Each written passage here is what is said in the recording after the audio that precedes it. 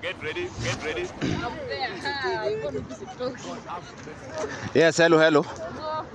Yes, ni aje bro? Ya uko poa? Manze usikii manze ndio mmefika hapa Cardinal. Manze usikii manze jana usiku manze kuna kitu mbaya ili happen manze. Usikii demu yangu alifaint. Jana usiku demu yangu alifaint manze. Usikii tulikuwa mechi. Tulipiga mechi 6 hours akafaint.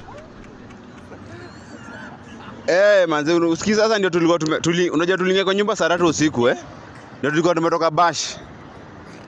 Sasa kuingia kwa nyumba saa 3 usiku tukaanza mechi, tukaanza shughuli. Manze after kupiga 3 hours hivi tukachange style, tukaingia Scorpion Kadunga. So vile tuliingia Scorpion Kadunga hapo sasa ndio mambo iliharibika manze, alifaint. Manze unajua sasa tulikuwa tumeanza na kifo cha mende. So kifo cha mende alikuwa sawa.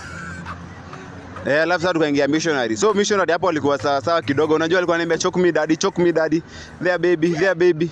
Yes. So mimi akiniambia choke me daddy, unajua mimi sasa mimi na choke tu kabisa. So mimi na nyonge Tukapiga 6 hours, full 6 hours. So ndio tuliingilia 7 hours kafaint hapo hivyo. Manze usahau sikisa yako hosi anaongezewa maji. Bro mimi najua tu akiamka ananiacha juu sasa. Manze mimi tawase.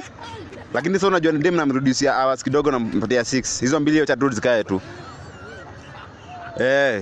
Niko tu tao mimi bro. Natafuta tu dem atakuwa tu dem yangu. Ni saa ngapi msa? Ndio nimeingia saa hii. Bro sasa